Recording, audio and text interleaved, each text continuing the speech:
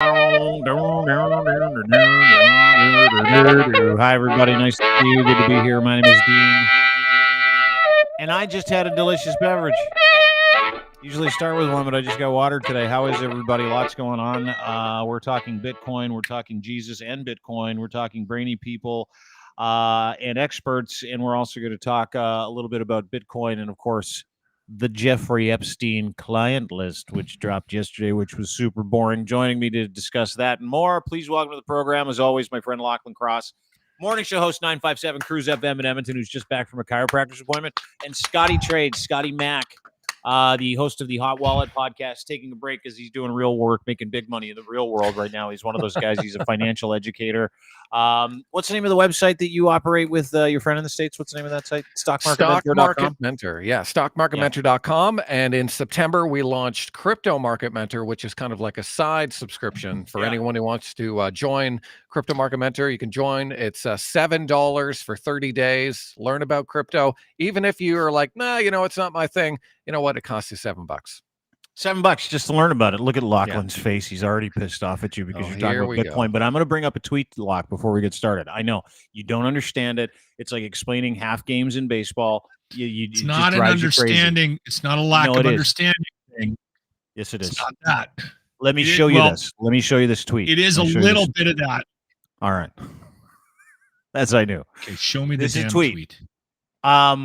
Bitcoin was like dead in the water like 6 months ago. We mocked Scott mercilessly. Dude has had a banner year with Bitcoin, and let me just point out some of the gains. Crypto is dead. This is from Ryan Rasmussen, mainstream media in 2020. He's like, crypto is dead. 2023 returns. Bitcoin's up 157%. Coinbase is up 391%. Solana, 934%. Scotty, some people made some money, and Lochlin didn't. Buy the dip. Buy the dip. Buy the Look at dip. Here's the thing. Look what happened if you would have. Here's the thing. No, I've said this before. Scotty, you and I are friends. I know, brother. I want you to do well. You did great. And I don't know all the people. I don't know all the people that are losing their shirts in this market. So I don't care.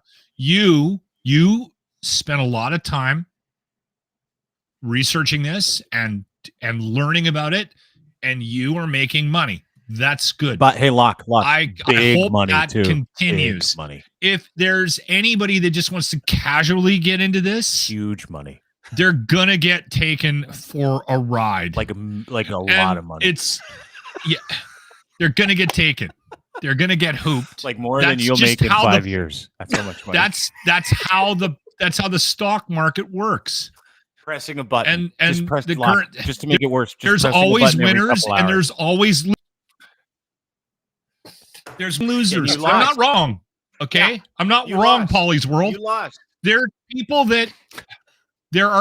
that don't make money from this, and there are people that make money from it, and the people that make money from it spend a whole bunch of time and energy learning about it, like Scotty, like Scott Trades here. And the rest of us, like sheep that get dragged into it. It's like an MLM. You get totally hooped. Okay. That the world is against you. The whole financial world. It's nice listening to is you just file your list of grievances. No. Nice. No. I am not wrong. You lost. There are just what Scotty needs, what Scotty and his family needs is a whole bunch of really stupid people to throw money at this and lose so that he can gain and make money. That's how the financial world is fixed. The stock market's like that. It's just let's just drag dumb and old people into this that don't know what they're doing, and let's take their money and they'll die starving to death. Okay, so just let's recap that real quick. I'm celebrating Scott's returns on the Bitcoin bounce back because you and I harshed him big time prior to this when it all dropped. We're like, look at you lost all your money. Hold on. Okay, I did. I'll throw I never did that. Scotty, did I ever do that? Yeah, you did. You were. Let's just say you weren't kind. No, I said you were. I said you were a criminal and you were taking advantage of other people. I never made fun of you for losing money. Okay. So let me zoom out. I don't want Scotty to lose money. I want him to rip off other people. Yeah, send him your $7. Sounds like it. I don't want to do that. I don't want to rip off other people. Well, I want to make money by doing my research. You need people to fail. Okay, no, he doesn't. So that you can make money. That's how these things work. Let me zoom out. Thank you for the, all right, the Bernie. nice angry soliloquy. All right, about how you all right, lost Bernie. by not believing in Scott. I just want you to know I believed in Scott the whole time. When he please, oh God, please, Dean. I remember. No, you were making fun of him. I vividly remember reading your tweets when Bitcoin was at 16,000. Yeah. And Bitcoin was, it's going to zero. It's a scam. It's an MLM. You and Ryan and Lochlin all dancing on Bitcoin's grave. No, I don't remember that. That's the time you should have. I never did that. And I remember coming on. You're like, hey, we did. Did you buy any? And I was like, yeah. I'm dollar cost averaging into Bitcoin as a reserve asset. And you're like, boo, you loser. And for a year, I was a big loser. But last year, big winner. Big winner. It all paid off. Big dude. He made bank last month while you lost, Lochlin. I lost too, but I'm concentrating on you being the bigger loser here because you're still getting angry at this guy who is. I'm not angry. Figuring it out. No, figuring out Bitcoin. No. Listen, he's like a Bitcoin savant. He's like the Dustin Hoffman. Put the link up for Scott. Send him your money. He's going to teach you get into the barn and just get ready for slaughter. Okay. And then my bud Scotty will do another trip to Hawaii with his whole family. Yeah, that's right. He might even take us if we're nice to him. He made so much money. Okay, so what's the reason? What's the reason? Get to it before, because I want to get to two other Bitcoin examples: Bitcoin Jesus and Ric Flair. But go ahead, please. Okay, sounds good. So, 2022 obviously was a hard year for all risk assets. Bitcoin took it up the you-know-what. Crypto took it up the you-know-what. And the reason why is because everybody got arrested. Everybody all the things that Sam I said, Bankman jail is in jail for the rest of his life. Okay, go ahead. Bad people going to jail for bad reasons. It happens in regular finance. It happens in digital finance. And so what we saw last year and in 2022 was we saw the Federal Reserve jack up interest rates at the highest, fastest rate in human history. And that puts pressure on risk assets, Bitcoin, digital assets, crypto. It's further down the risk curve. It's riskier. It's more speculative. So that always gets hit the hardest. And so that's what we saw happen in 2022. In 2023, we started to see the narrative start to change where, maybe the Federal Reserve in the United States was done raising interest rates, or maybe the inflation had at least peaked and we could see the light at the end of the tunnel. And so what we saw was liquidity come back into the market. We saw, the stock market recover. We saw stocks like Microsoft, Amazon, Apple, and NVIDIA really kind of run things higher. They called them the Magnificent Seven. And then we saw risk assets like Bitcoin also recover, to the tune of over 150%. Now, in that, it was hard. I said to Dean, I did really well last year, but there was a long period of time where it was in consolidation and we didn't really know. And so you did have to do your research. It wasn't an easy ride. And while I have been fortunate, we're looking forward to now what's coming in 2024. And what we could see next week is in the United States, a spot Bitcoin ETF. For the first time. This could be. What is a spot Bitcoin ETF? Explain it to us like we're idiots because we are. Explain. So an exchange traded fund, just like the S&P 500. So instead of buying one share of the S&P 500, you can buy what's called an ETF. It's the Spider ETF. I kind of know what that is. What it does is it makes it criminals. Gives them a legitimate title. No. So that you're less likely to think they're criminals. So you're more likely to give them your money so they can F you. That's right. Yeah. Very. It's right.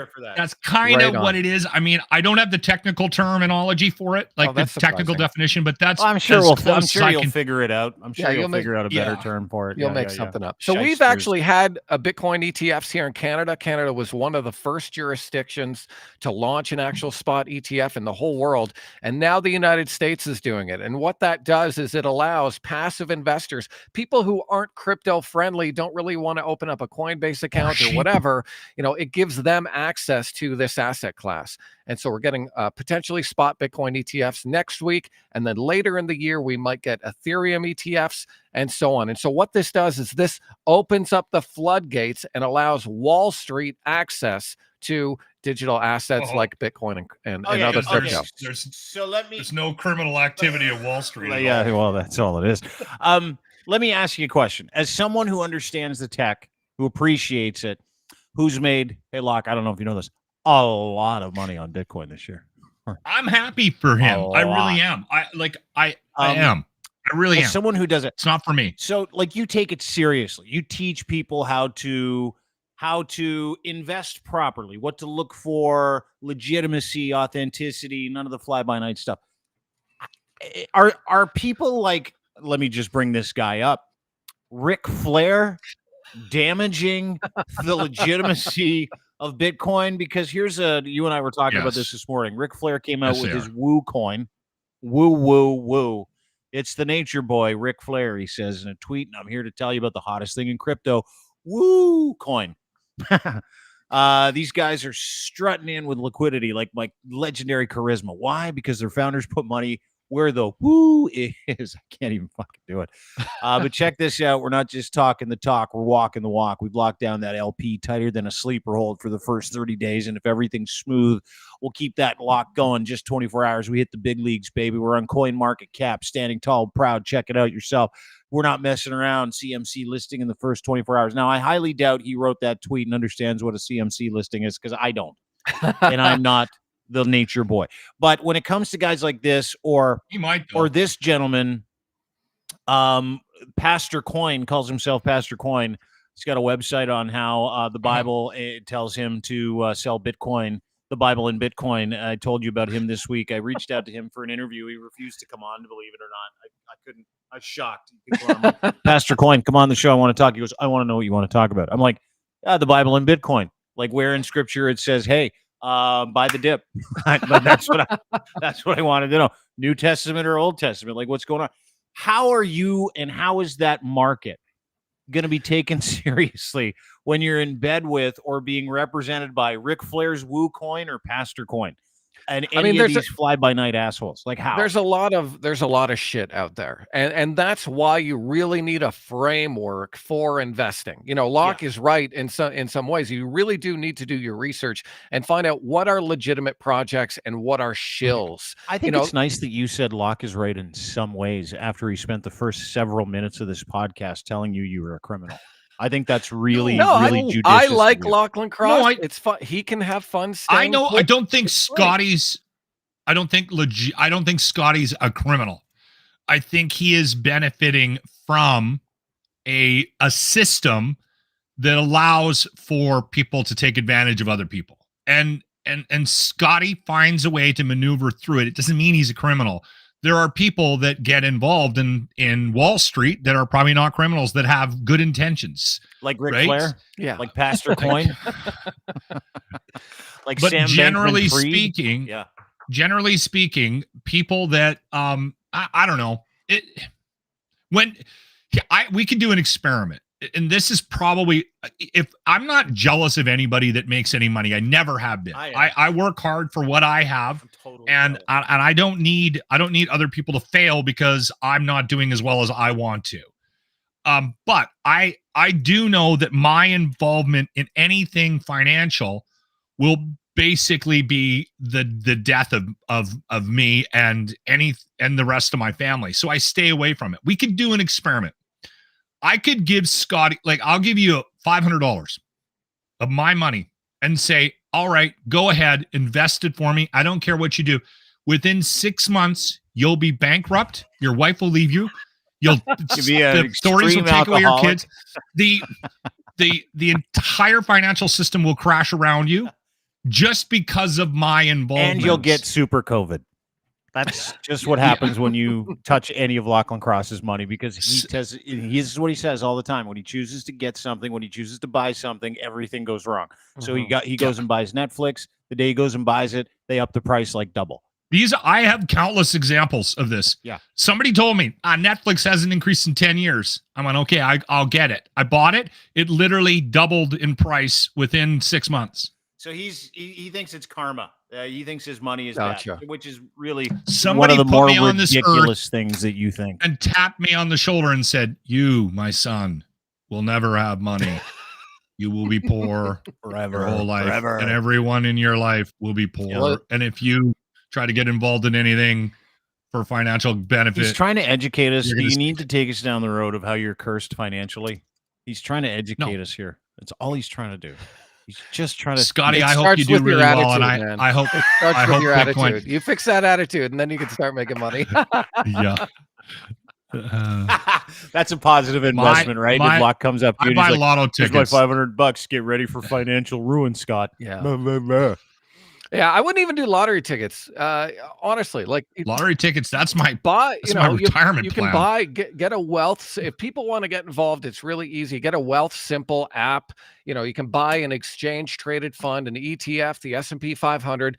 Over time, even if you don't buy at the bottom, over time, the stock market goes up. It is in everyone's best interest that the stock market goes up, and it's in the government's best interest that the stock market goes up. That's why they bailed everyone out in 2020. That's why they bailed everyone out in 2008, because what happens if everyone's value is locked up into assets and real estate and all this stuff, and it all goes bust? Guess what?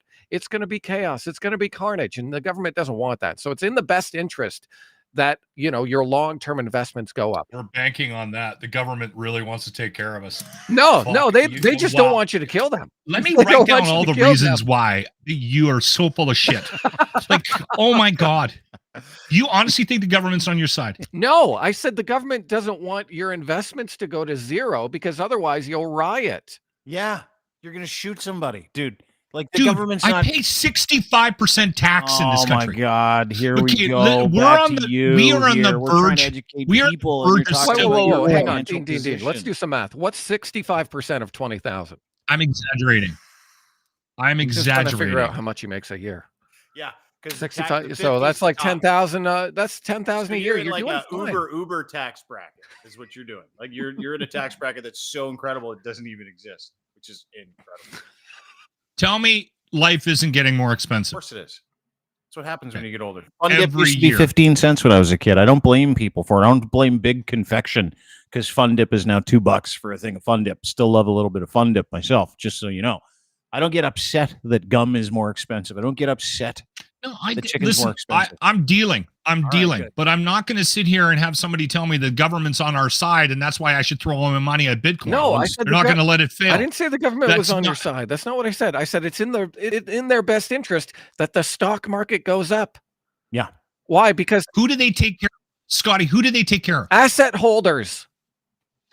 They take care of the corporations that prop these businesses. How much has your house gone up in value? Those are the guys they go for dinner with. How much has your house gone up in value in the last, let's say, 20 years? A lot. You know why? 2 or 3 times. Because they debase the currency, and what happens after that is that assets go up in price because it goes against the currency. Against the dollars that you have stashed in your mattress, not making you money, lose more value over time. That's why everything's more expensive. I've already told you if I go out in the backyard and dig up the money that I have buried in the backyard where the dog shits, and I give you any amount of that, don't give it to me. I don't want to manage your money. It will ruin you and your family's life. Speaking of ruined lives, can I ask you guys? Have you seen? By the way, you lost a lot of money not investing in Bitcoin this year, Scott. Or sorry, Lochlin. Have you guys seen the? Yeah, I just wanted to bring that up one more time, just for Scott. Have you seen the Epstein client list? Apparently, more is coming out today, and some of the stories around the Epstein client list. Speaking of dark money, this is crazy. This whole list, this whole thing is crazy. I'm paying attention to it. Does anybody else care? A lot of people care about the client list, and it's because it's like it's not because they care about any of the victims. This is the thing, right? Mm-hmm. It's that if they see a name on there of someone they don't like, or if they see more than one name on there, this is becoming the scarlet letter. How many people have told me today already, I'm just angry at life because my name was on the Epstein client list, which it's not, by the way. I've seen, the other day on the Pat McAfee show, did you guys see the whole thing with Aaron Rodgers where he's like, hey, did you see that? Let me play this for you real quick. Bring it up, Foxy or somebody back there. Seats on it. Bring up Super Bowl 58. You'll see it. The emblem, put it on the screen. And then bring up 57 and 56. Does that have something to do with the Epstein list that came out? Feels like That's supposed to be coming out soon. Look, this guy's been waiting in his wine cellar. Yeah. I've been waiting in my wine cellar for this thing. A lot of people, including Jimmy Kimmel, are really hoping that doesn't. All right.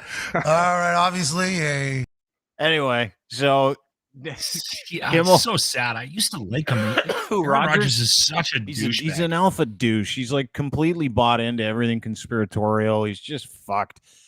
Jimmy's not even on the list, by the way. No, Jimmy's not on the list. No. He not even close. Jimmy Kimmel has made fun of Aaron Rodgers numerous times in the last few years, and Jimmy is very smart, and he's quite biting. And when you get into you just don't, like, Jimmy Kimmel should never step on the field and have a quarterback challenge with Aaron Rodgers, and Aaron Rodgers should not step into the same ring with Jimmy Kimmel and try to have any kind of verbal discussion at all about him. No, and that's what he's trying to do there, and it doesn't make any sense. It's just gonna hurt him. It's gonna hurt his case.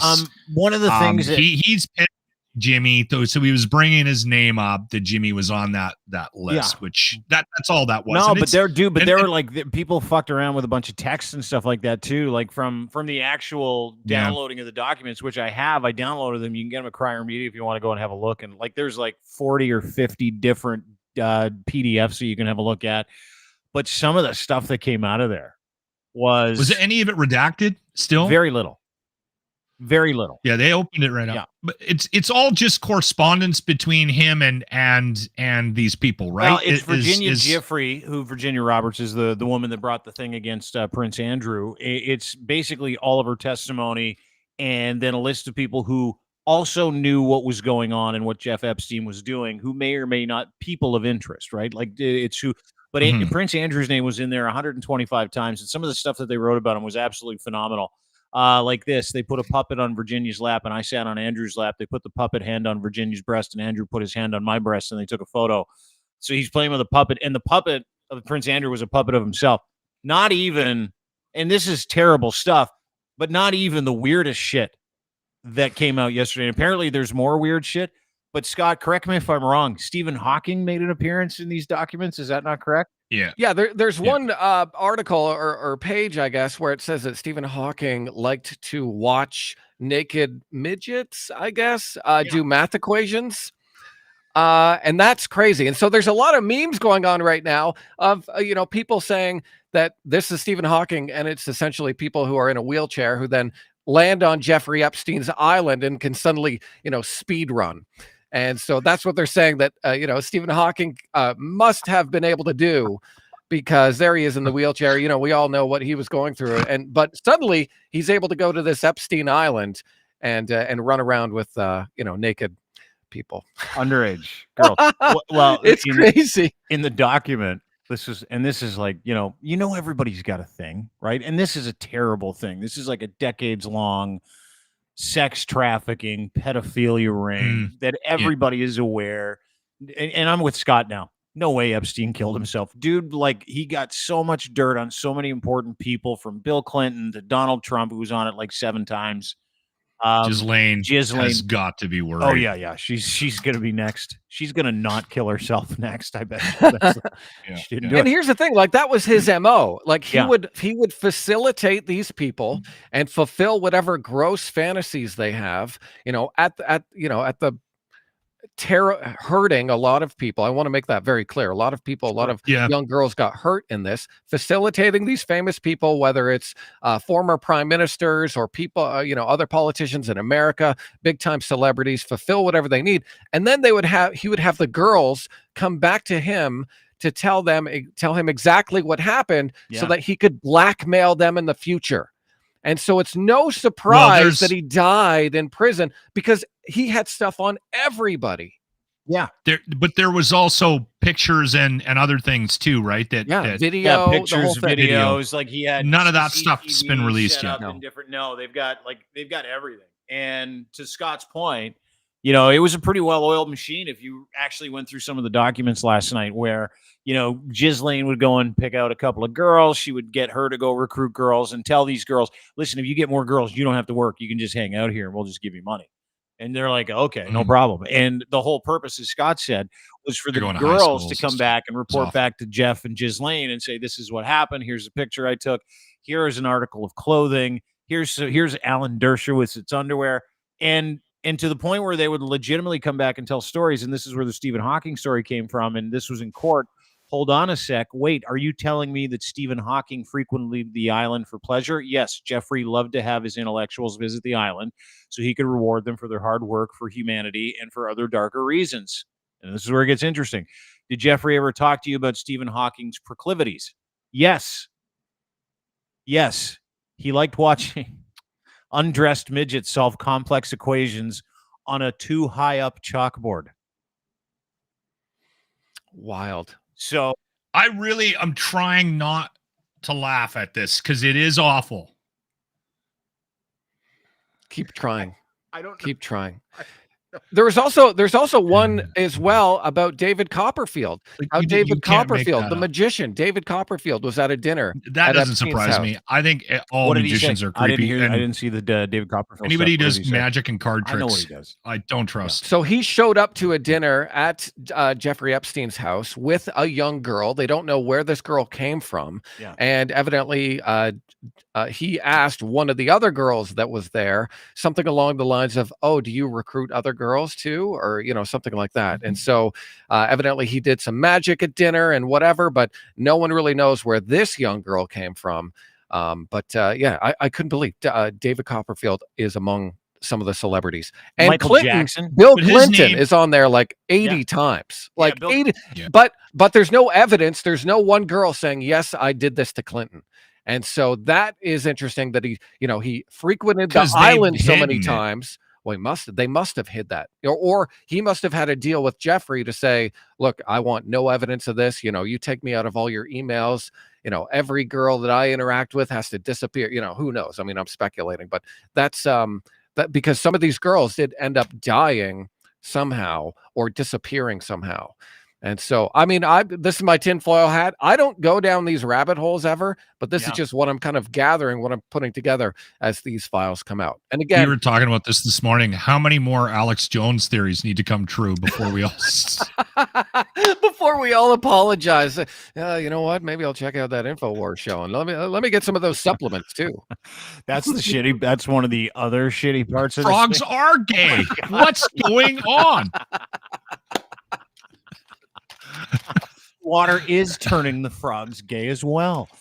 Oh man, you're right, dude. I watched this Alex Jones thing this morning where he was talking about Russia, and it was put out by this dude, Marcus Kolga, buddy of mine. I had a meeting with him this morning. It's about disinformation and where it comes from. I Russia. saw that too. And it was Alex Jones who put it out, and I'm like, yeah, but he was right about the Epstein list. So like, did you see the coverage that was just released on Twitter a couple of days ago, towards the end of the year? So Elon lets Alex Jones back on, so they're releasing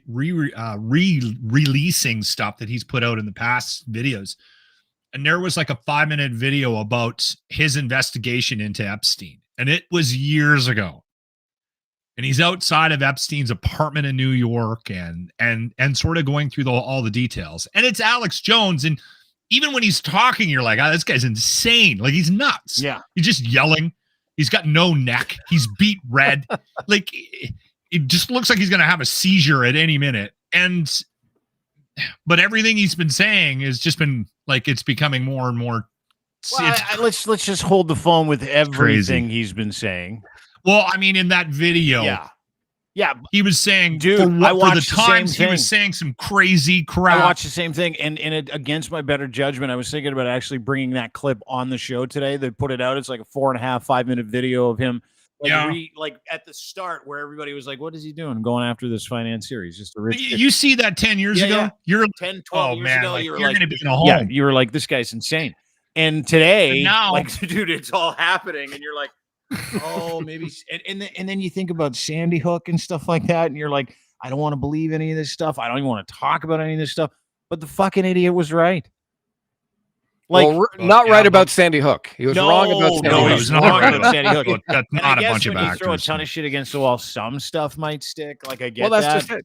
That's just it. You know, just like investing, I'm not going to be right all the time. There's going to be some that absolutely puke and go to zero. Yeah. And so, you know, you have to take some of this with a grain of salt and really kind of pick through. Well, don't worry, everybody. The government doesn't want you to fail, so they're going to bail us all out. No, they don't want. They're going to take care of us. They don't want your assets to fail. Yeah. Your house. Yeah.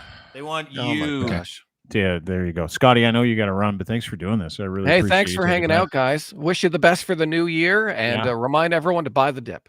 Buy the dip, Solana, that other one, and Bitcoin. I don't even know what the other one is. Not the Woo coin. Do not give any celebrity. This is my warning. Do not buy any bullshit. If you think it's garbage, it's probably going to be garbage. And if you do want to do that, you know, there are some people that have made a lot of money on Dogecoin and all of these other shit coins. That's not my MO. I never make that money. But if you do have a degen mentality of like, I'm going to put in what I'm willing to lose. And if you have that mentality, then no matter what happens, you win.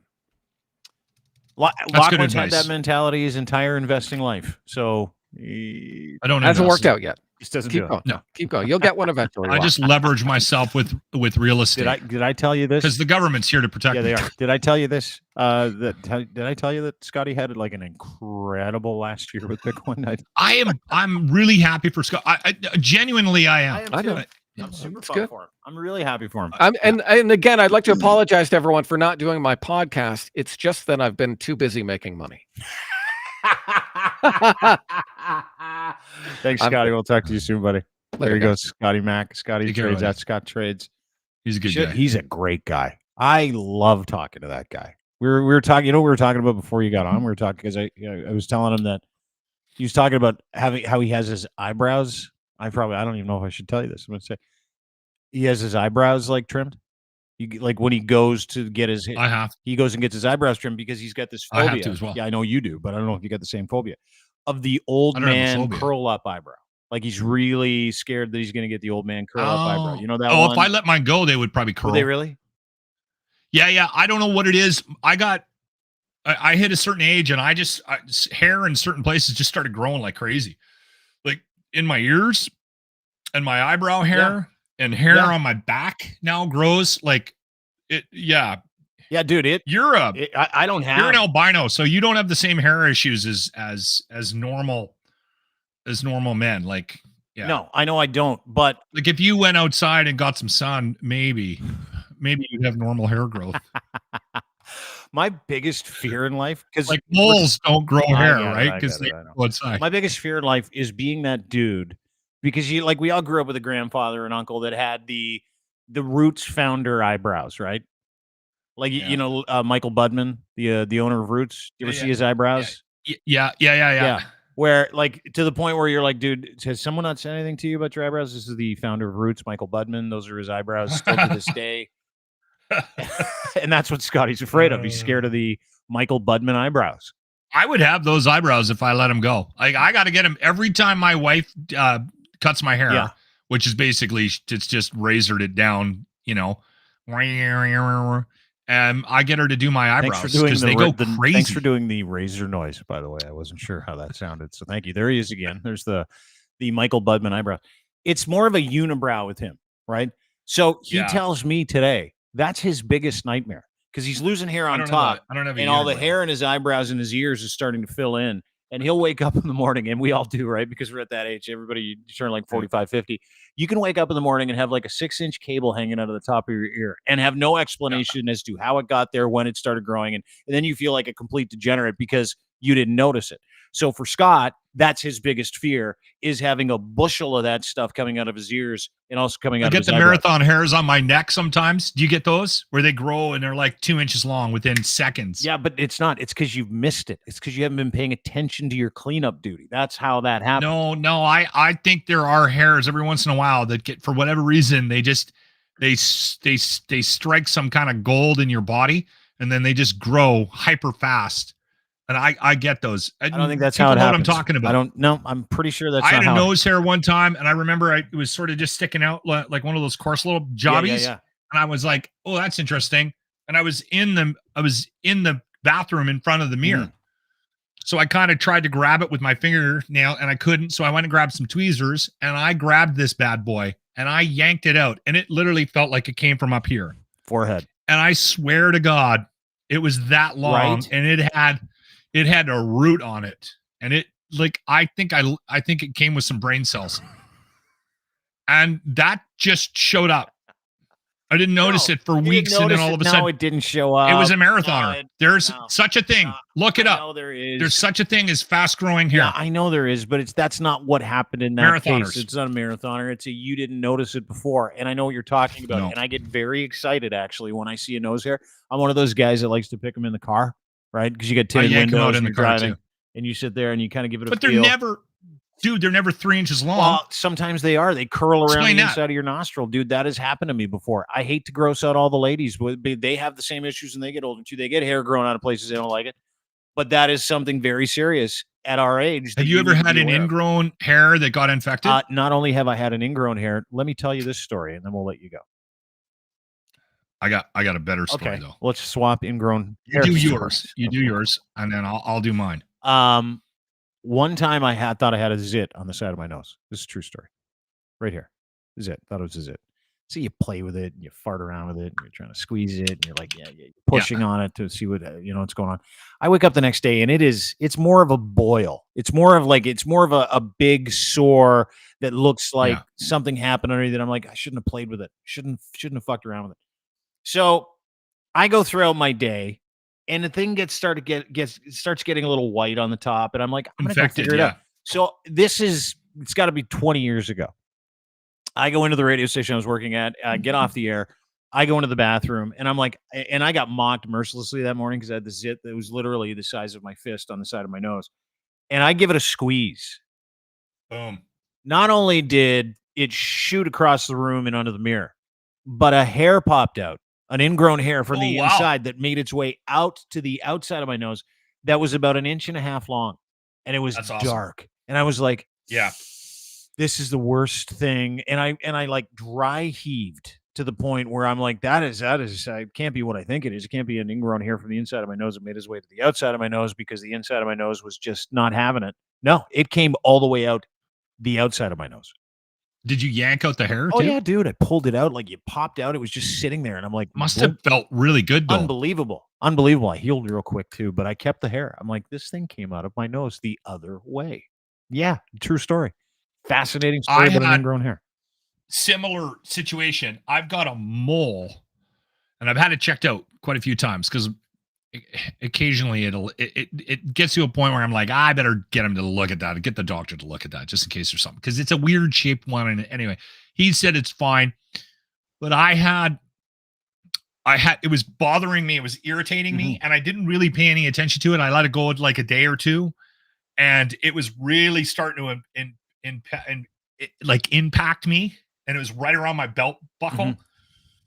So I got in there and I did a little bit of shaving around it and I was going to pop it. And I realized when I shaved around it to sort of get rid of the force a little bit, that there was something in there. And so I went in there and again with tweezers, and I grabbed, boom, and I pulled out this huge root. The hair wasn't that long, but the root was it was white and red and pussy. Yuck. And boom, when I pulled it out, it just drained. It just went. And how the relief that you felt must have been incredible. Felt so Here's good. A question I have for you. Are you a fan of the pimple popping videos? You watch any of those? No, I can't. I can do it on myself. I can't watch. I can't watch the video. It's so satisfying. Yeah, when you see someone get like a big thing popped on their back or on the side of their head, it's like, yeah, she's getting right in there. Look at that. Oh, mushroom soup. Yeah, I can't stop watching it. It's like an addiction. I'm like, we were on a bus when we were kids, and this guy Landon Marfleet was complaining about something on his leg, and he had shorts on at the time, and he pulls his shorts up and he starts picking at this scab, and he goes, "It's just bugging me." And we're like, leave it alone. Don't, you're going to just, but he wouldn't stop playing with it. And he pulled the scab off, and there was so much pressure from the pus. The pus shot like literally a foot and a half off of his leg. And it was like yellow. That. Yeah. And it was, everyone just started screaming because it was getting on people, and it was so bad. He was like this, like picking at his leg, and it shot down. It was so disgusting. Gnarly. The human body's incredible. I know it's gross, but like the more shooting I see in those, satisfying. It's so satisfying to watch. I told you about the boil I had when I was 13. Yeah, you right? did. I don't want to relive it here either because it's one of the grosser boils. Yeah, you had to pop it with your back, like someone had to pop it with their fists. Yeah. It was just on my. Yeah, I know. And the corn. Okay. Shot out of it, and it was like a niblet. Yeah, thank you. And it went, and it hit the tub, and it made a noise when it hit the tub. I was at my buddy's place, and his brother was complaining about a boil on his back. And so we boiled up a jar. So gross, dude. You're like, we boiled a jar. No, check this out. This is a farm family. I used to hang out with the Renekers all the time, and they had like 15 kids. They had a farm. And the kid, the 10 or 11, 12-year-old, and they drank milk right out of the cow. So they were always covered in zits, all these kids, just constantly. So mom finally said, all right. So Mama Reneker has the kid down on the kitchen table, and they're all holding him down because they boil a jar, like a mason jar. It's like a big, huge glass jar. And you put it over top of the boil. And the kid's screaming, and he's because everyone knows what's going on, but the whole family's gathered around to see what kind of reaction this thing's gonna.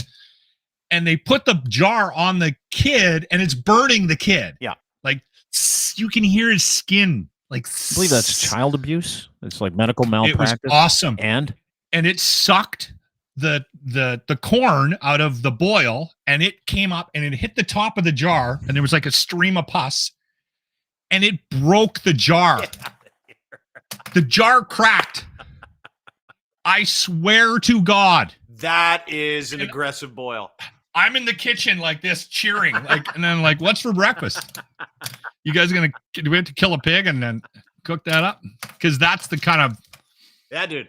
I can't get enough of those videos. Like the more graphic you get, the more grossed out I get. But I can spend all day on Dr. Pimple Popper's YouTube stream, like all day. See, I literally, if somebody says yourself like 20 minutes into it, you're like, oh my God, we're gonna pop a boil.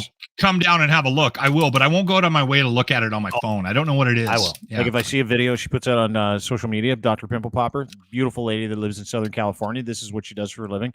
She pulls all kinds of things out of people that I'm like, that is fascinating. How did that? It's like a 12-inch hair that wrapped around like a muscle or something like that. I'm like, I need to see that again, and I'll sit and watch it. And then you'll get these like, every time I go on YouTube, literally to get our YouTube thing to pump it into social media to get people to watch the show, it's like, would you like to watch another pimple popping video? I'm like, I'm good right now. I'm busy, but I would later. Yeah. So I don't like favorite it and save it, and then I'll come back and watch it later. It's awesome. It's a great afternoon. If you're ever bored and you want to see how disgusting the human body is, and if you're satisfied, the Dr. Pimple Popper YouTube channel, highly recommend it. See, that's not on my algorithm. Everything is just women in bikinis. Yeah, I know it is. Anyway, thanks for doing this. Good to see you. All right. Have a good weekend. Yeah, that was fun. Have a great weekend. Lochlin Cross, 957 Cruise FM. Give him a follow at Lochlin Cross on Twitter. There he is. He's gone. Thanks to our friends for making this possible. Can Torque, makers of rugged, hardworking torque wrenches, Canada's leading industrial tool experts, making you the very best in sales, service, rentals, calibration of industrial torque tools. Unparalleled expertise, reliability you can trust, offering solutions under one roof for any bolting solution. tool rentals, calibration services, repairs, custom fabrication, and distribution opportunities. Go to cantork.com. Their brand new website, so you can have a look at what you're buying or become a distributor as well. They make them your one-stop destination for all your bolting needs, saving you time, effort, and hassle. If you'd like to become a distributor of the best torque wrenches and bolting solution tools, industrial tool experts at Cantork want you to join their team. Go to cantork.com for more information. Check out his podcast as well.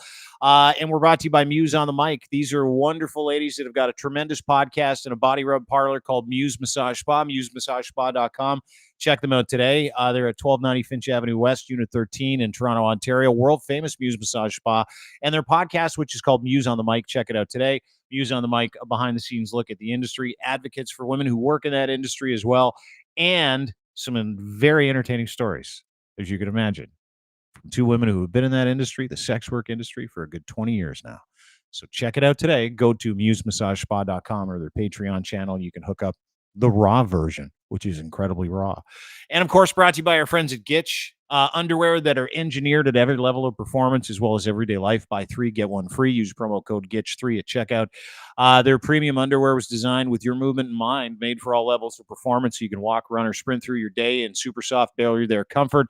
Moisture wicking, luxurious. You'll never want to take these off. A bunch of different colors. You can get a 1-pack.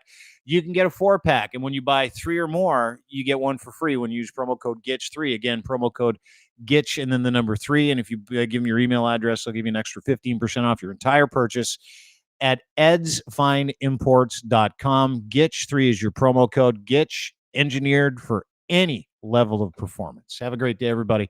Appreciate you spending some time with us. We'll be back tomorrow. Now, after the weekend. Bye-bye.